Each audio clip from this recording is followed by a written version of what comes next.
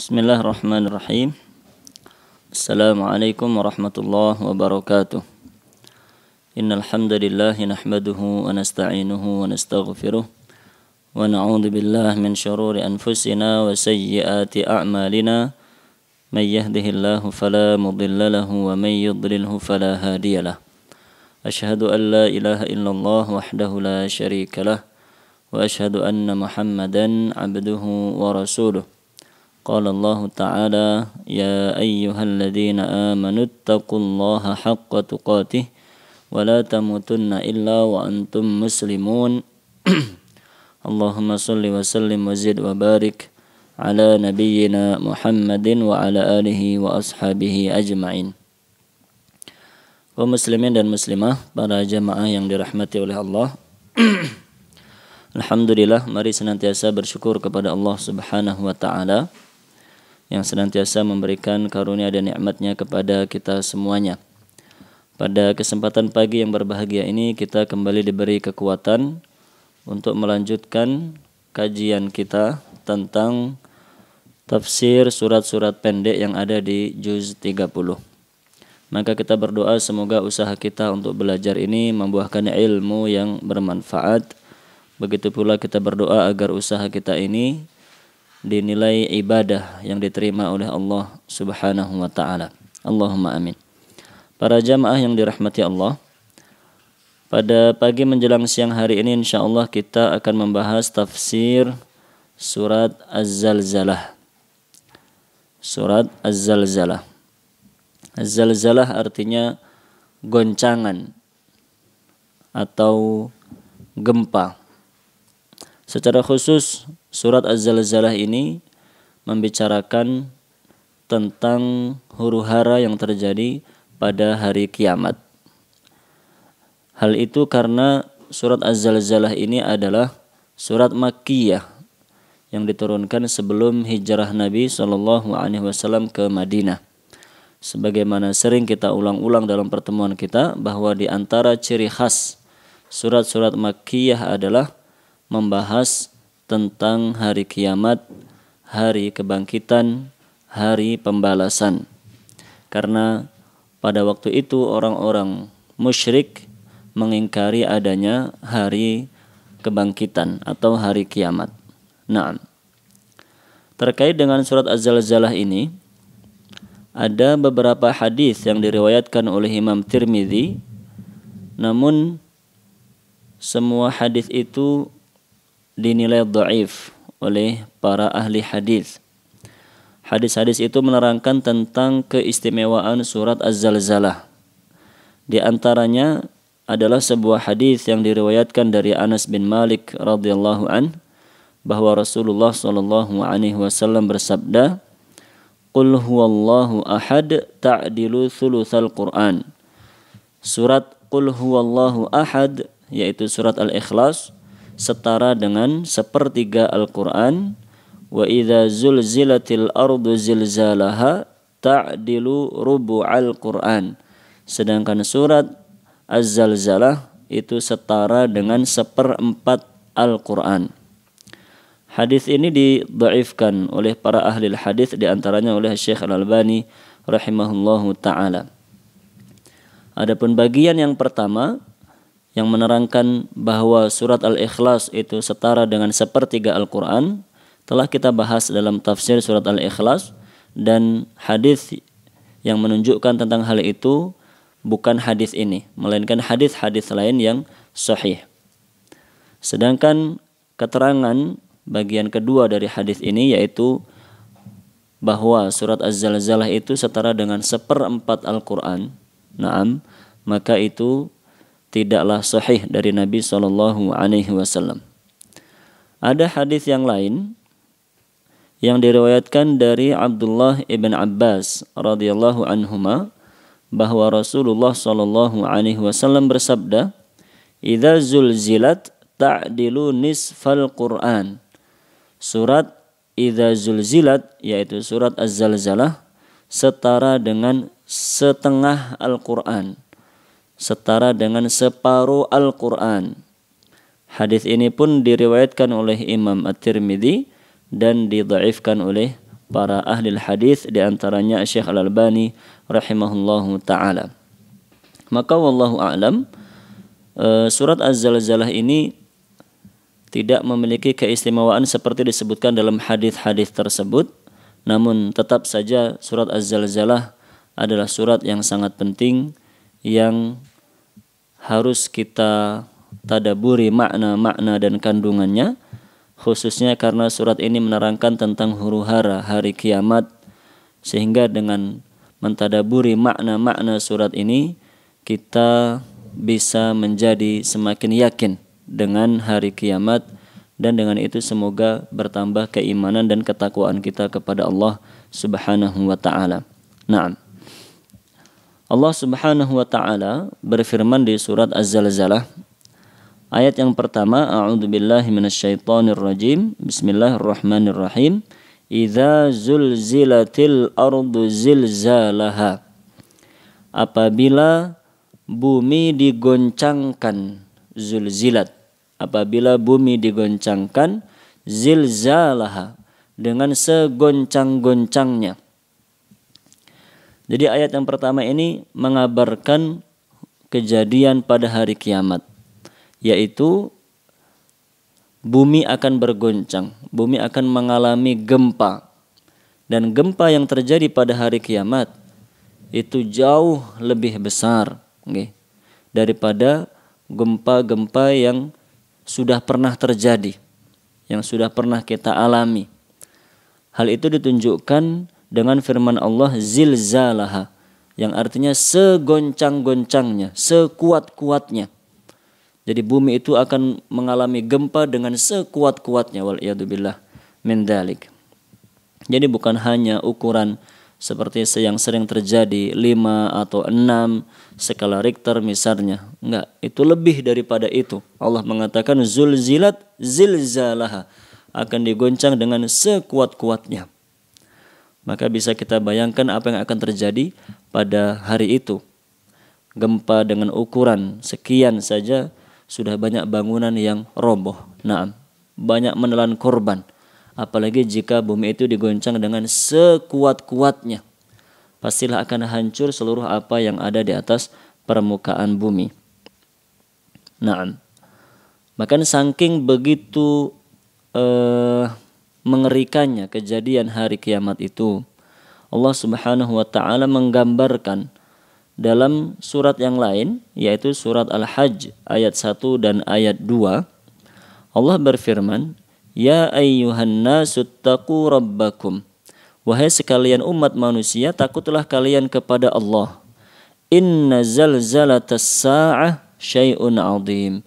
Karena sesungguhnya goncangan yang terjadi pada hari kiamat itu benar-benar sesuatu yang besar. Maksudnya goncangannya benar-benar dahsyat. Naam. Yauma tarawnaha, pada hari kalian melihat hari kiamat itu, pada hari kiamat itu, pada hari bumi digoncang dengan sekuat-kuatnya itu, tadhalu kullu murdi'atin amma arda'at. Setiap ibu yang sedang menyusui anaknya akan meninggalkan anak yang sedang disusuinya. Wa tad'u kullu dzati hamlin hamlaha, dan setiap wanita yang sedang hamil akan keguguran, akan keluar janin yang dikandungnya. Wa taran nasa sukara, dan kamu lihat seluruh umat manusia itu seperti orang mabuk. Mereka mabuk berjalan tanpa arah. Naam. Kesana kemari, menabrak ini, menabrak itu, tidak karu-karuan. Wa ma hum bisukara, padahal sebenarnya mereka itu tidaklah mabuk. Walakinna azaballahi syadid, hanya saja siksa Allah pada hari itu sangatlah keras, sangatlah dahsyat. Jadi ayat 1 dan 2 surat Al-Hajj itu memberi keterangan tambahan bagi ayat pertama surat Az-Zalzalah. Ketika bumi digoncangkan segoncang-goncangnya, maka bangunan-bangunan yang ada akan rubuh, akan hancur, dan manusia mengalami ketakutan yang sangat dahsyat. Sampai-sampai digambarkan seorang ibu. Seorang ibu adalah orang yang paling menyayangi anaknya.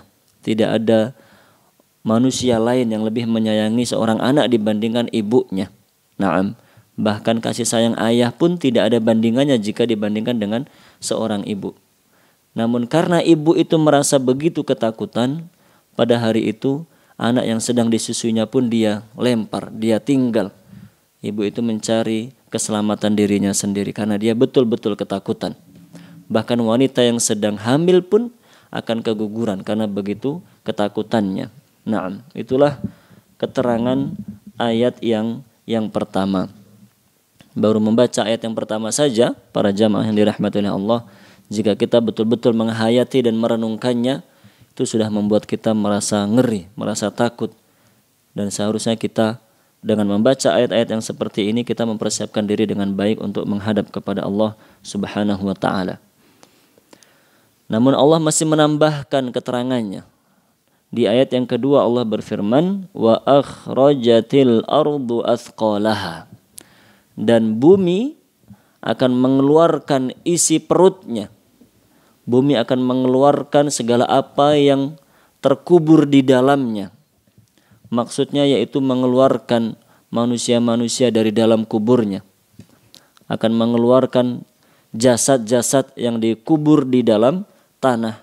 Akan dibangkitkan oleh Allah Subhanahu wa ta'ala. Itu maksudnya adalah hari kebangkitan. Setelah Allah Subhanahu wa ta'ala menghancurkan bumi ini, dan mematikan seluruh makhluk kecuali yang dikecualikan oleh Allah Subhanahu wa ta'ala. Dengan tiupan sangkakala yang pertama, semuanya mati, semuanya hancur. Maka kemudian ditiuplah sangkakala yang kedua, sehingga terjadilah hari kebangkitan. Hari kebangkitan terjadi. Semua yang ada di dalam kubur, dari manusia pertama Nabiullah Adam alaihissalam sampai manusia yang terakhir, semuanya dibangkitkan oleh Allah Subhanahu wa ta'ala. Begitu pula dengan jasad-jasad lain yang ketika mati tidak dikuburkan. Karena ada jasad-jasad yang mati kemudian dibakar. Ada jasad yang mati karena dimakan hewan buas misalnya. Ada jasad yang mati hancur karena kecelakaan. Bagaimanapun keadaannya ketika dia mati, maka semuanya akan dibangkitkan oleh Allah Subhanahu wa ta'ala. Adapun ayat kedua ini mengatakan bumi mengeluarkan segala isi perutnya, mengeluarkan semua jasad yang dikubur di dalam perut bumi, itu secara umum. Karena secara umum manusia ketika meninggal itu dimakamkan di dalam bumi. Jadi ayat kedua ini mengabarkan tentang terjadinya hari kebangkitan. Ketika itu, waqalal insanu malaha, maka manusia berkata, malaha, ada apa dengan bumi ini? Ada apa dengan bumi ini? Ketika bumi bergoncang dengan begitu kuatnya, semua orang ketakutan. Dan semua orang tahu goncangan seperti ini belum pernah terjadi. Gempa sedahsyat itu belum pernah terjadi sebelumnya. Maka manusia bertanya-tanya, malah ada apa dengan bumi ini? Dan dalam ayat ini Allah menggunakan kata al-insan, yang itu adalah ismul jins. Maka kata Syekh Utsaimin rahimahullahu ta'ala bahwa ayat ini mencakup seluruh manusia yang ketika itu melihat dan mengalami terjadinya hari kiamat. Maka semua orang akan bertanya-tanya, ada apa dengan bumi ini? Ada apa dengan bumi ini mengalami goncangan dan gempa yang sebegitu mengerikannya? Yauma idzin tuhadditsu akhbaraha. Pada hari itu, pada hari itu bumi akan mengabarkan akhbaraha, tentang kisah-kisahnya. Bumi akan menyampaikan, akan bersaksi tentang kisah-kisahnya. Maksudnya adalah tukhbiru amma fa'alan nasu 'alaiha min khairin aw syarr. Bumi akan menjadi saksi atas semua perbuatan manusia yang dilakukan di atas muka bumi, baik itu berupa amal kebaikan maupun amal keburukan. Seperti disebutkan dalam riwayat misalnya muadzin. Seorang muadzin ketika dia azan, maka semua makhluk yang mendengar suaranya, nah itu nanti pada hari kiamat akan menjadi saksi atas dirinya, menjadi saksi untuk dirinya, membela dirinya di hadapan Allah Subhanahu wa taala. Begitu pula dengan amal-amal yang lain para jamaah. Jadi jika ada orang-orang yang mengerjakan kebaikan, maka di antara yang memberi persaksian di hadapan Allah, yang membela dia nanti di hadapan Allah, di antaranya adalah bumi. Bumi menjadi saksi atas kebaikan yang dikerjakan oleh orang tersebut. Begitu pula sebaliknya, orang-orang yang bermaksiat di penjuru bumi manapun, maka nanti pada hari kiamat bumi akan menjadi saksi di hadapan Allah atas kemaksiatan dan dosa yang dilakukan oleh orang tersebut. Nah, bumi akan berbicara pada hari kiamat. Nah, dan itu sesuai dengan kehendak Allah. Dan Allah Subhanahu wa taala bisa membuat makhluknya yang berupa benda mati pada hari kiamat nanti bisa berbicara. Allah Subhanahu wa taala Maha mampu melakukan itu semuanya. Nah, dan persaksian seperti ini dikatakan oleh Syekh Utsaimin rahimahullahu taala. Beliau menjelaskan kenapa harus ada makhluk selain manusia yang menjadi saksi atas perbuatan manusia. Bukankah Allah itu Maha tahu? Kalau Allah itu Maha tahu, seharusnya kan tidak perlu saksi. Nah, Allah langsung saja. Kalau memang Allah Maha tahu, seharusnya langsung saja. Kamu ahli surga misalnya, langsung masukkan ke surga. Kamu ahli neraka, langsung dilemparkan ke neraka. Lalu untuk apa dilakukan persaksian seperti ini? Ketika nanti hari kebangkitan, manusia dihitung amalnya oleh Allah, kemudian didatangkan makhluk-makhluk yang menjadi saksi bagi orang ini, baik saksi kebaikan maupun saksi keburukannya. Maka kata Syekh Utsaimin rahimahullahu taala, wa hadhihi syahadah min ajli bayani adlillahi azza wajal. Persaksian seperti ini dilakukan untuk mempertegas maha adilnya Allah Subhanahu wa taala. Wa annahu la yu'akhidun nasa illa bima amiluh. Dan bahwasanya Allah itu tidak menyiksa seseorang kecuali dikarenakan amal buruknya sendiri. Wa illa, kalaupun seandainya tidak ada persaksian, fa innallaha ta'ala bikulli syai'in muhit. Allah itu Maha mengetahui segala sesuatu. Wa yakfi an yaqula li'ibadihi amiltum kada wa amiltum kada. Dan seharusnya tidak membutuhkan saksi, tinggal ditentukan kamu dulu mengerjakan ini, kamu dulu mengerjakan ini, kamu ahli surga, kamu ahli neraka. Tapi kenapa diadakan persaksian seperti itu? Walakin min babi iqamatil adli wa adami inkaril mujrim. Akan tetapi demi menegakkan keadilan dan agar orang-orang pendosa itu tidak bisa mengingkari dosa-dosanya. Nah, karena manusia itu pelupa. Nah, tidak usah menuduh orang lain, kita sendiri begitu. Kita sendiri sangat mudah lupa akan dosa-dosa kita.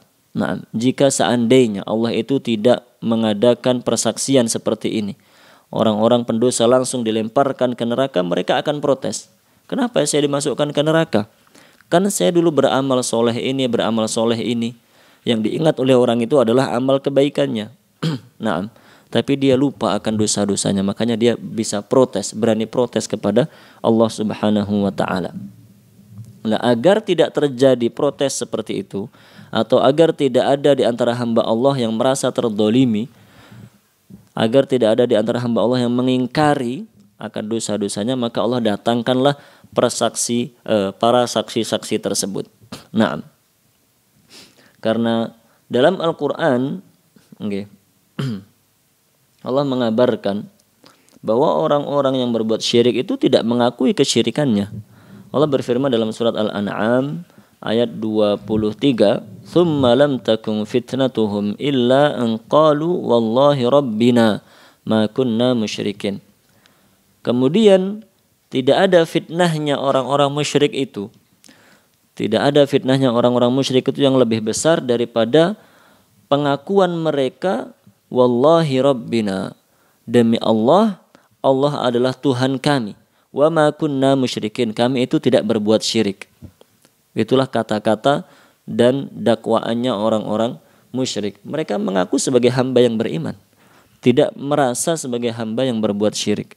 Maka agar tidak terjadi yang seperti ini, maka Allah datangkanlah para saksi.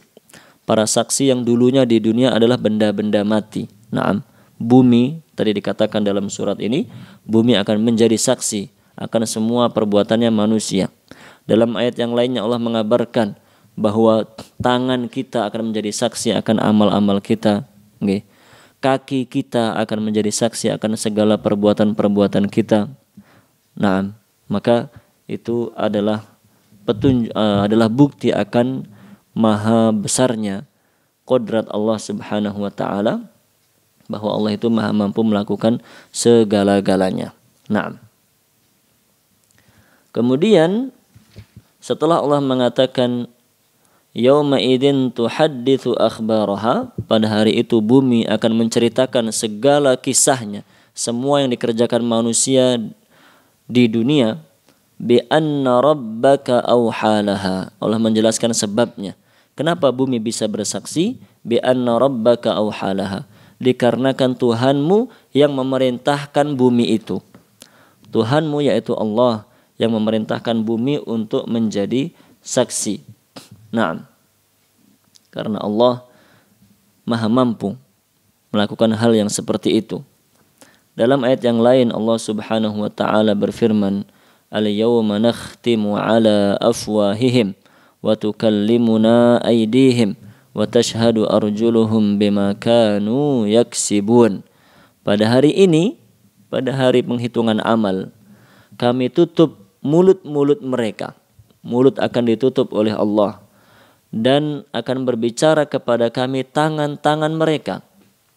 Wa tashhadu arjuluhum, kaki-kaki mereka pun akan menjadi saksi bima kanu yaksibun, tentang apa yang mereka usahakan di dunia ini. Naam.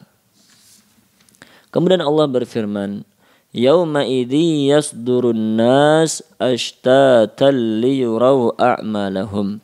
Pada hari itu manusia keluar ashtata, yaitu berkelompok-kelompok.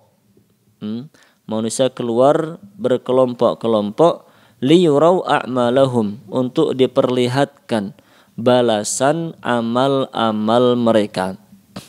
Kata Syekh Utsaimin rahimahullahu taala, ai jama'atin mutafarriqin, manusia itu keluar dalam keadaan berkelompok-kelompok yang berbeda-beda, banyak kelompoknya maksudnya. Naam, yasduruna kullun yattajihu ila ma'wah, dan setiap kelompok itu menuju tempat kembalinya. Fa ahlul jannah yattajihuna ilaiha, ahli surga akan menuju ke surga. Wa ahlun nar yusaquna ilaiha, dan ahli neraka pun akan digiring menuju ke neraka. Hal itu seperti Allah firmankan dalam surat Maryam ayat 85 sampai 87. Yauma nahsyurul muttaqina ilar rahmani wafda. Pada hari itu kami bangkitkan hamba-hamba yang bertakwa untuk menghadap kepada Allah wafda, dalam keadaan berkelompok yang dimuliakan. Naam. Hamba-hamba yang bertakwa akan dibangkitkan menghadap kepada Allah berkelompok, naam, dan mereka itu kelompok yang dimuliakan. Sebaliknya, wa nasuqul mujrimin ila jahannam wirda, dan kami giring orang-orang yang berbuat dosa itu menuju neraka jahanam wirda, dalam keadaan kehausan. Jadi mereka belum dimasukkan ke neraka saja itu sudah kehausan. Sampai di neraka disiksa habis-habisan. Minta minum diberi minum dengan nanah, wal'iyadzubillah. La yamlikuna syafa'ah illa man ittakhadha 'indar rahmani ahda. Mereka tidak ada yang bisa memiliki syafaat. Tidak ada yang bisa memberi pertolongan kecuali orang-orang yang telah mengambil perjanjian di sisi Allah. Maksudnya orang-orang yang telah menggunakan kesempatan di dunianya untuk beramal soleh. Nah, maka para jamaah yang dirahmati oleh Allah Subhanahu wa taala, ayat ini menceritakan bagaimana keadaan manusia ketika dibangkitkan, yaitu setiap orang akan dibangkitkan sesuai dengan kelompoknya masing-masing. Nah, itulah yang disabdakan oleh Rasul sallallahu alaihi wasallam dalam hadis beliau, al-mar'u ma'a man ahabba. Seseorang itu nanti pada hari kiamat bersama orang-orang yang dicintainya. Maka hamba-hamba Allah yang beriman bertakwa, menghormati, menyayangi saudara muslim dan muslimahnya, insya Allah nanti pada hari kiamat akan dibangkitkan bersama orang-orang yang bertakwa. Hamba-hamba Allah yang senang dengan syiar-syiar Islam, senang memakmurkan masjid, senang jika ada kaum muslimin yang memakmurkan masjid, membantu mereka, baik dengan fisiknya, baik dengan hartanya. Naam, senang dengan amal-amal soleh, kegiatan-kegiatan yang diajarkan oleh Rasulullah SAW. Maka hamba seperti ini insya Allah nanti pada hari kiamat akan dibangkitkan bersama orang-orang yang beriman dan bertakwa.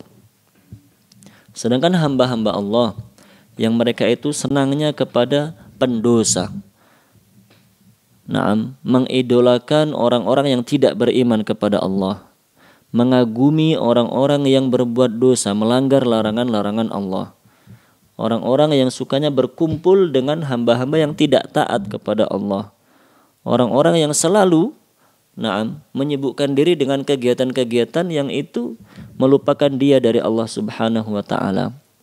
Maka dikhawatirkan seperti ini nanti pada hari kiamat dibangkitkan bersama kelompok yang kedua yang digiring menuju neraka tadi, dalam keadaan kehausan dan terhina.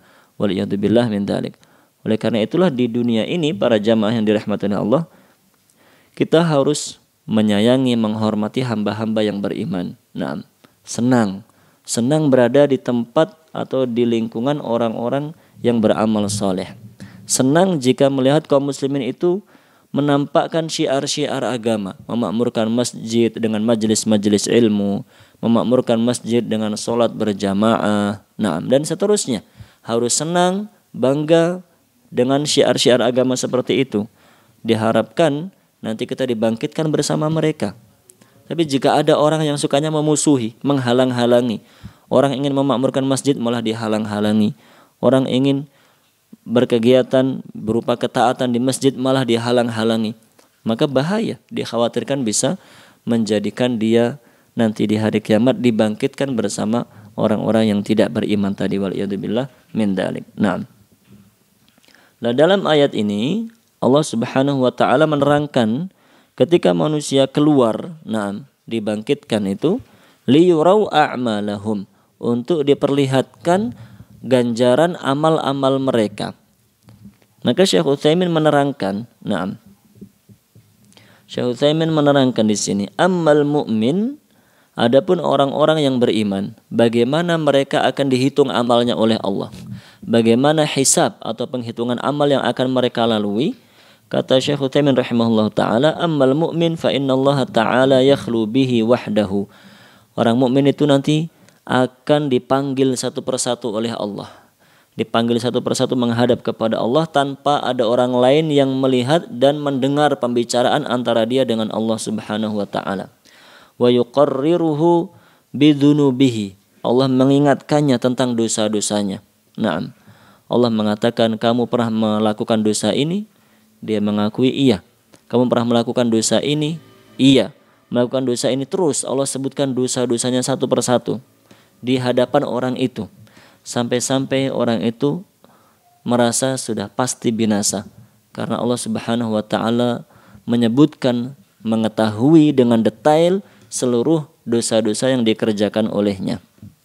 Namun ternyata Allah Subhanahu wa taala berfirman kepadanya, inni qad satartuha 'alaika fid dunya, sesungguhnya aku telah menutupi dosa-dosamu di dunia, wa ana aghfiruha laka al-yaum, dan hari ini aku mengampuni dosa-dosamu itu. Masya Allah. Itulah yang disebut dengan hisab yasir. Yang Allah terangkan dalam surat yang lainnya, wa amma man utiya kitabahu biyaminih fasawfa yuhasabu hisaban yasira. Adapun orang-orang yang diberikan kitab dari sisi kanannya, dia akan dihisab amalnya, dia akan dihitung amalnya dengan perhitungan yang mudah. Perhitungan yang mudah maksudnya adalah yang seperti ini. Allah memanggil satu persatu hamba yang beriman, diingatkan tentang dosa-dosanya satu persatu tanpa terkecuali. Semuanya diingatkan dan disebutkan oleh Allah. Dan hamba itu mengakui semua telah dia lakukan. ketika dia sudah merasa akan hancur, binasa, maka ternyata Allah mengampuni dosa-dosa hamba tersebut. Akhirnya dia pun dipersilahkan masuk ke dalam surga. Masya Allah, maha murah dan sayangnya Allah kepada hamba-hamba yang beriman. Wa ammal kafir, adapun orang yang kafir, bagaimana cara Allah menghitung amal mereka nanti? Kata Syekh Utsaimin, fa innahu la yu'amalu hadhil mu'amalah. Mereka tidak akan diperlakukan seperti orang mukmin tadi. Bal yunada ala ru'usil ashhad.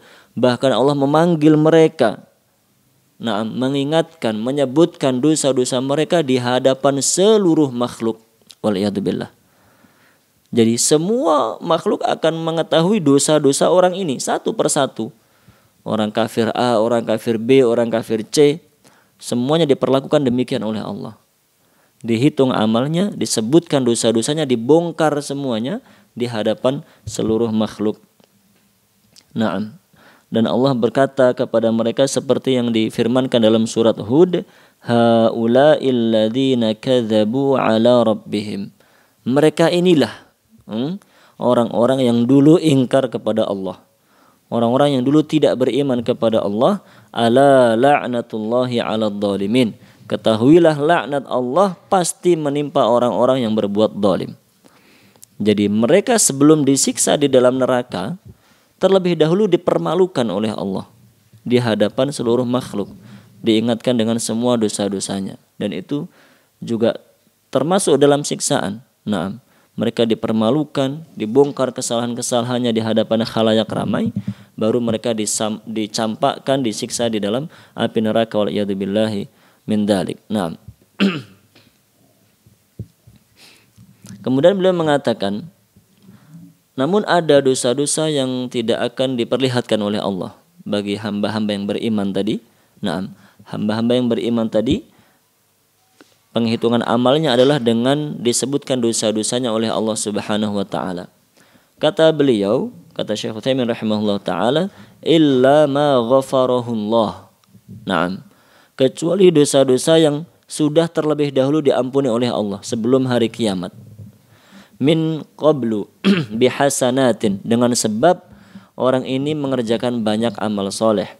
Au du'ain, atau dengan sebab dia berdoa dan mohon ampun kepada Allah. Wa ma ashbaha dzalik fahada yumha. Maka dosa-dosa seperti itu sudah dihapuskan oleh Allah dan nanti pada hari kiamat tidak akan lagi disebutkan oleh Allah Subhanahu wa taala. Naam. Jadi para jamaah yang dirahmati Allah, ini menambah keterangan tentang kasih sayangnya Allah kepada orang-orang yang beriman. Naam. Selain yang kita sebutkan tadi, di antara bentuk kasih sayang Allah kepada hamba yang beriman pula, yaitu dosa-dosa yang sudah lebih dulu diampuni oleh Allah sebelum hari kiamat terjadi. Nah, maka itu tidak lagi akan disebutkan oleh Allah pada hari kiamat. Masya Allah.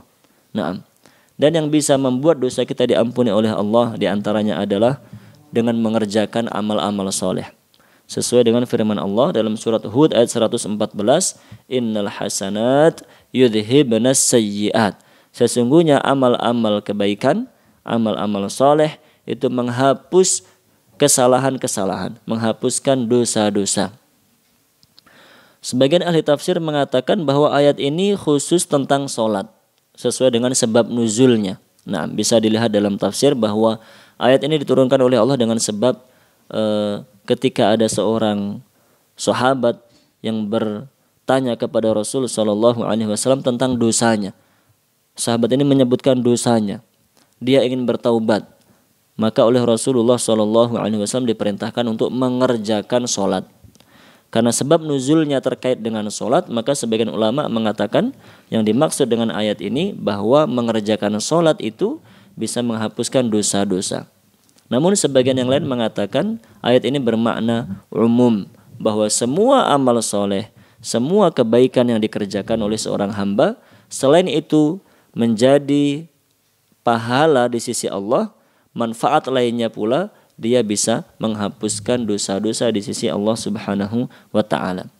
Lah, dosa yang seperti ini yang sudah tertutup, terhapus dengan amal soleh, maka tidak lagi disebutkan oleh Allah pada hari kiamat nanti. Dan sebab yang lain yang bisa membuat dosa kita diampuni oleh Allah sebelum hari kiamat, yaitu dengan banyak-banyak berdoa. dan mohon ampun kepada Allah Subhanahu wa taala, membaca istighfar. Itulah pentingnya kita beristighfar kepada Allah.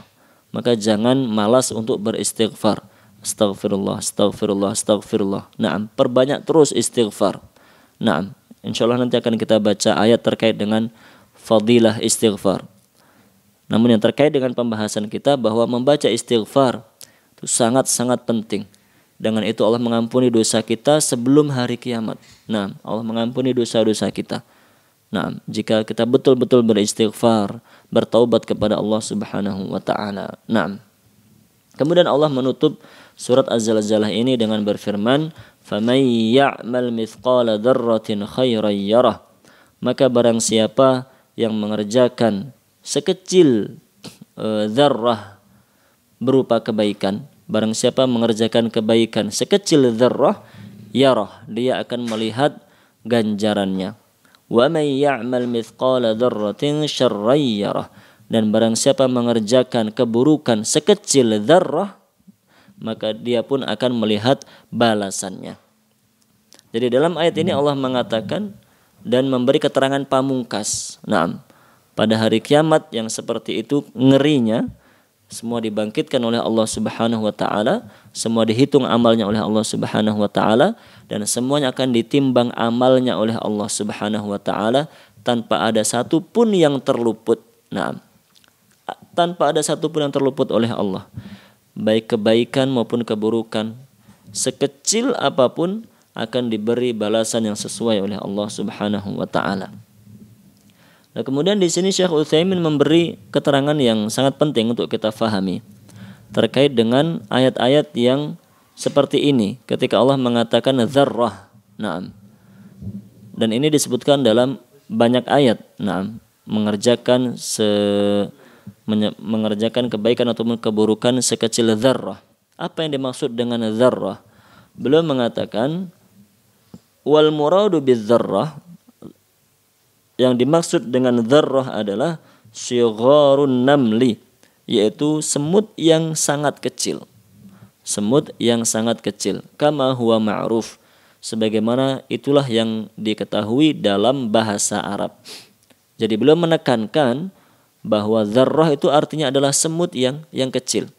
Meskipun banyak penafsiran-penafsiran yang lain tentang dzarrah, namun yang terbaik kata Syekh Utsaimin, dzarrah itu artinya adalah semut yang kecil.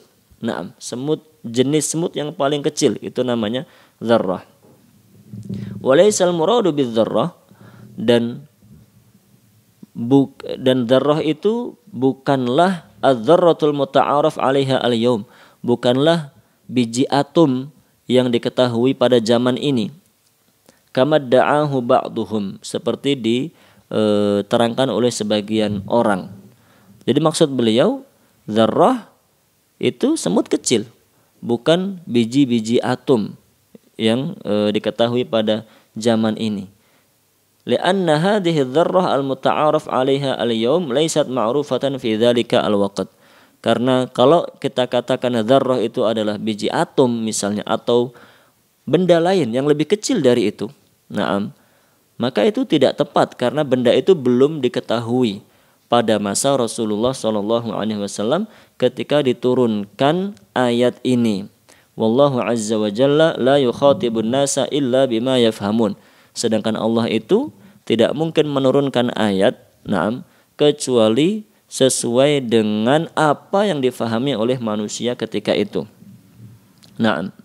Jadi para jamaah yang dirahmati oleh Allah, banyak penafsiran tentang dzarrah ini. Ada yang mengatakan semut kecil seperti dikatakan oleh Syekh Utsaimin tadi.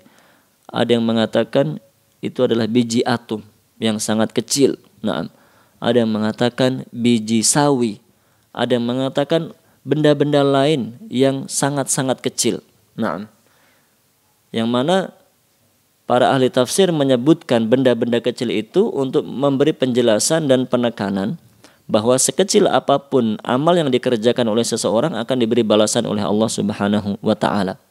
Namun poin penting disampaikan oleh Syekh Utsaimin di sini adalah ketika kita memahami sebuah ayat, kita harus ingat bahwa ayat itu diturunkan pada masa Rasulullah SAW. Pada masa itu, naam, orang-orang mengetahui benda terkecil adalah dzarrah, yaitu semut kecil, jenis semut yang paling kecil. Maka yang terbaik, kata Syekh Utsaimin, memaknai atau menerjemahkan atau memahami dzarrah itu dengan makna yang sesuai pada masa itu.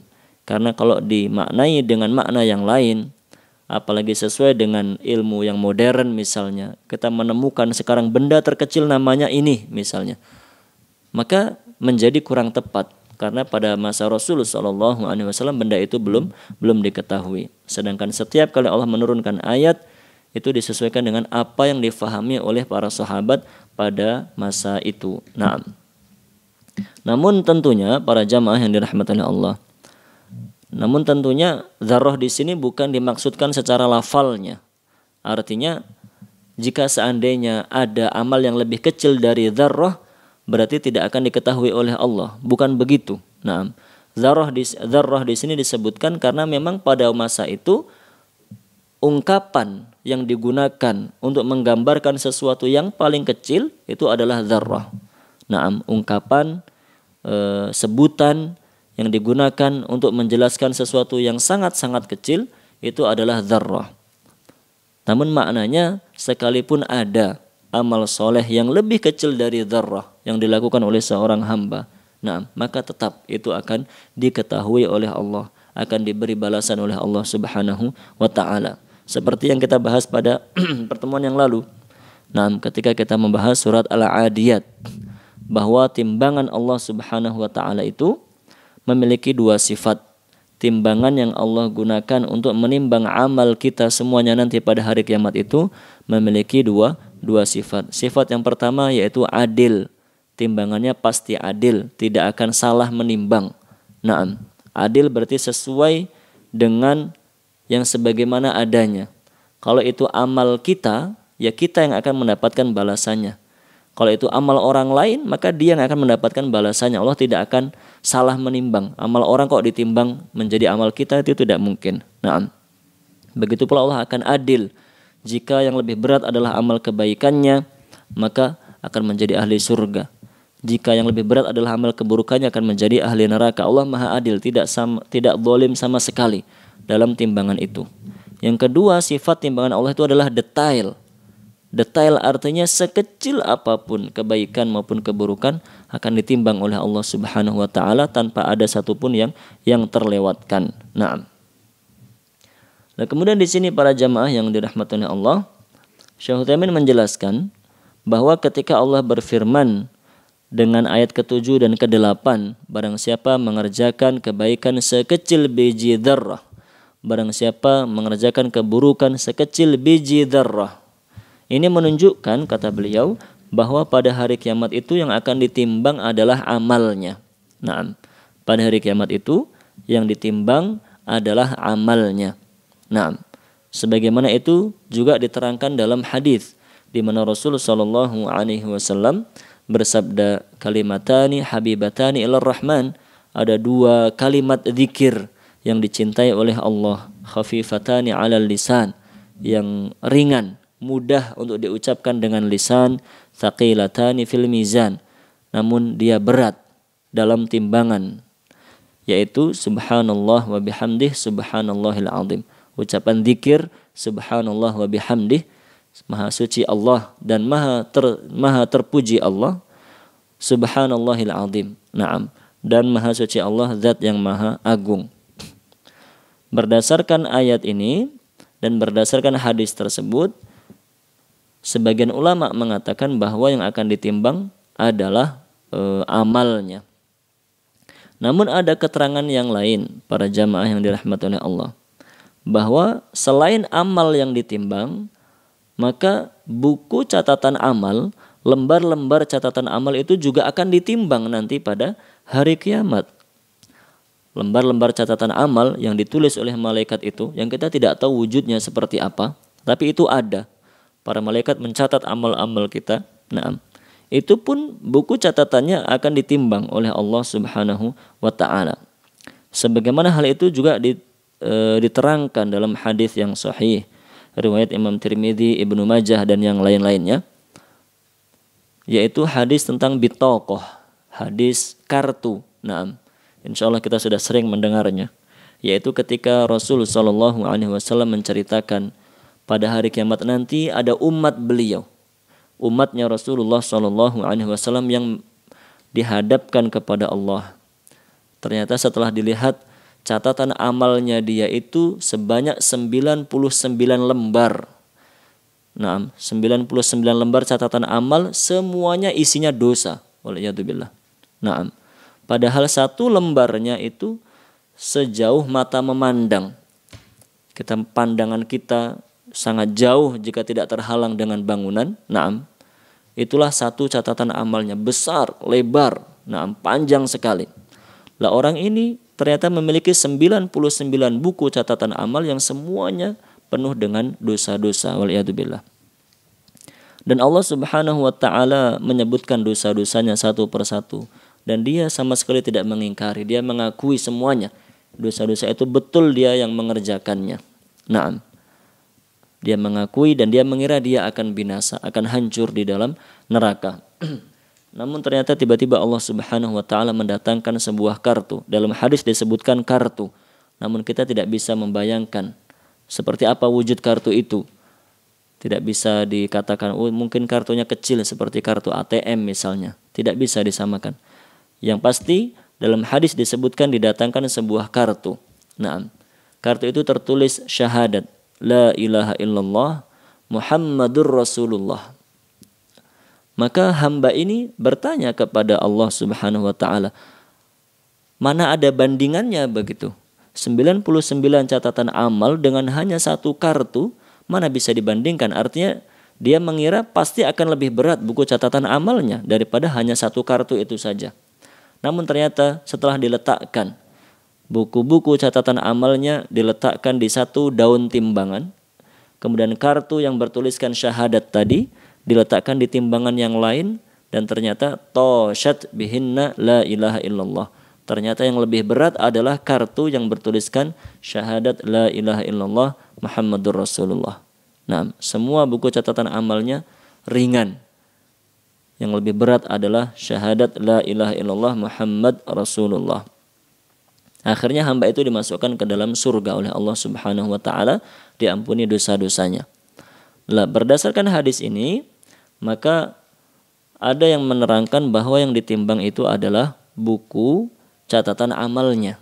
Nah, sedangkan pendapat yang ketiga atau keterangan yang ketiga, bahwa yang akan ditimbang itu adalah orangnya. Jadi jasad kita itu akan ditimbang oleh Allah Subhanahu wa taala. Nah, hal tersebut berdasarkan hadis yang sahih pula, riwayat Imam Ahmad, yaitu dalam kisahnya Abdullah bin Mas'ud radhiyallahu anhu ketika beliau memanjat pohon untuk mengambil siwak. Nah, beliau ingin memetik siwak atau memetik yang lainnya. Beliau memanjat pohon. Dan ketika itu angin berhembus. Akhirnya pakaian beliau tersingkap dan terlihatlah betis beliau yang kecil.